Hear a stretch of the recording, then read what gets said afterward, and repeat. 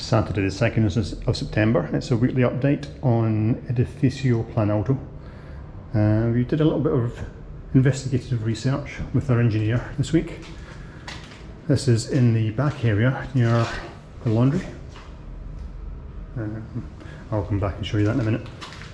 And we were basically establishing whether this was a concrete pillar or a wall that could be removed.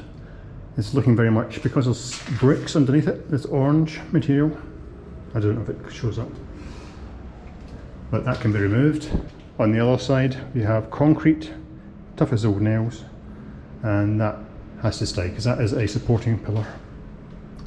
So what we're going to do with this area, now that we've worked out we can do that, I'll give you a little orientation in the bedrooms. Here's the living room area. You come in, you've got bedroom, bathroom, and this kitchen area will become a bedroom. So what we're going to do, this bathroom, we've chosen not to restore it. It's just unfortunately a little bit of a mix of slightly more contemporary updates than the originals, and stuff that's just worn out, or it's going to involve lots of work to break, to repair. So unfortunately this space here is going to get gutted. I do not know if we're going to keep any of this stuff, I doubt it very much. And we're going to turn this bathroom into two. So there'll be a dividing line just over halfway, and then we're going to open some space out. I don't think we can do that because that's got lots of pipe work going up and down, but we can take out this part here. That's between the two pillars where we'd done the research. And then we'll create an entryway through there for the door access into that second part of the en-suites. So we'll have one en-suite here. We need to move the toilet across, work out how to redirect the soil stack. I suspect it will need to be the back, roughly where the BD is now, coming forward, and then we need to raise the floor slightly to give it a slight angle into the waste pipe. We've got to see about that still. This floor will be lost. Oh, maybe we just cover it up. I do not know. But I don't think it's going to stay, unfortunately. The bath, certainly not. It's just too much hassle to recover what is not really that interesting a bath. Even the fixtures, the taps and whatnot, are a bit of a hybrid and not really that interesting. So yes, split into two for the en-suites. That means this bedroom here has an en-suite, and if we bring the doorway across to about here, then we can open it in. We can take out a sizable chunk of this wall to make that a bigger space for the bedroom. You can see in here. We may or may not do anything with that wardrobe. I think we'll keep it so it becomes storage area for this bedroom. Always nice. We'll have a little en-suite for half of that. This bedroom has no change. This bedroom has big changes because there'll be a doorway to the right of the tap and to the left of the door there.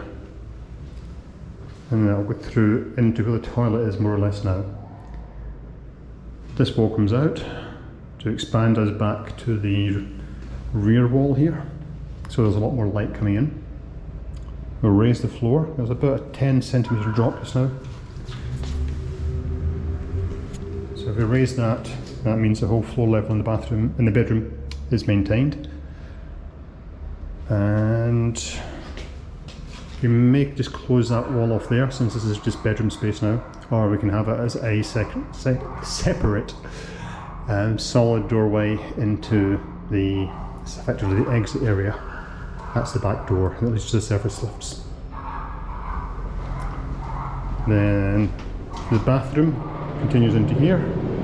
We can take out this pillar, well, it's not really a pillar, this wall, and that gives us access to a toilet in here for this ensuite.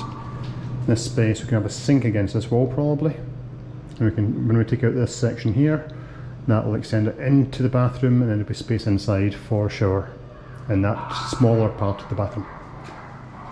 And then this in here becomes a dressing area or a mini office for that bedroom, or whatever we choose to do with it. as it becomes bonus space. So we come out and this bedroom continues. This is a walk up here. We'll turn, I should imagine, this area into some shelving. So you can have all your shoes there, you can, I don't know, keep all your figurines or whatever interests you, store them there. And then on the right you can have space, you can have whatever you want in there. Sky's the limit. Okay, and then the last thing has been the floor. It's been a lot of progress. Mostly me on my hands and knees all week digging stuff up. So you can see all these stacks of the wooden boards, or the tackles as we call them. They came from this area here. And that was all little bits of cement that were holding them in place, like these. And if you look, you can see lots and lots of little nails. Those are upside down nails that are embedded in cement. And they kind of nail into the underside of the tackles.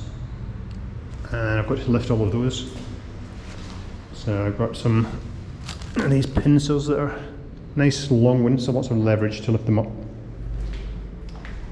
But lots of these I've got, just to make it out there, or better still here, all the nails that hold these in place. Make it a time consuming hobby. And for these remaining blocks, they all need to be cleaned up. Ended up making a little jig for these. Just over here, just some leftover bits of skirting. Measured it the size of one of these tackles, and now remove any loose stuff. Then clean out the sides, preferably without throwing it on the floor. I'm doing this one-handed, which is why it's difficult.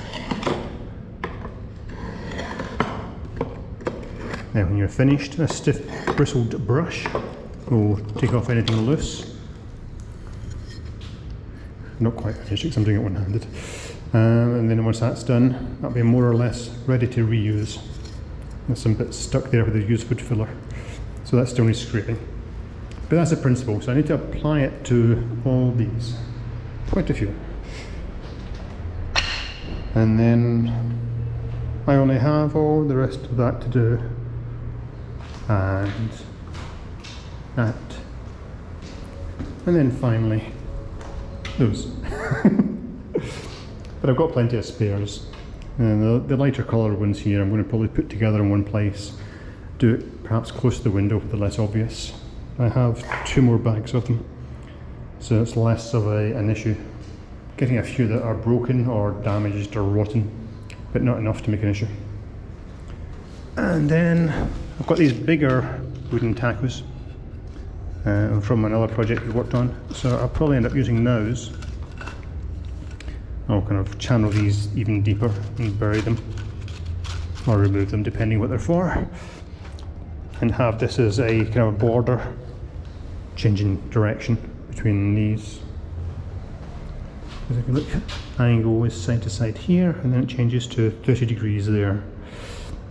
So having a border will make that less obvious. Well, they say making a feature of it, rather than making it something that stands out as being wrong. Okay, that is us for the week. Okay, I just couldn't resist. I'm going to show you removing some of these. You can see when you pull the nails out, instead of a nail head, it's got an odd little L-shaped piece to it.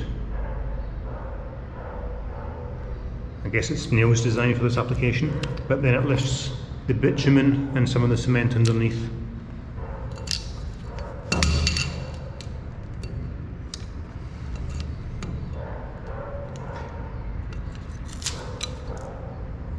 Now, with these, the right tools do speed up the job.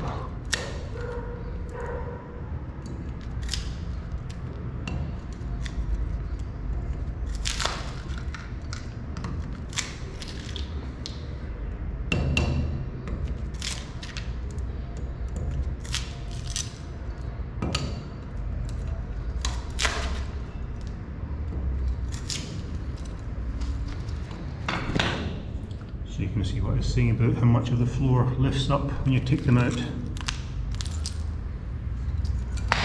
That is quite a bit.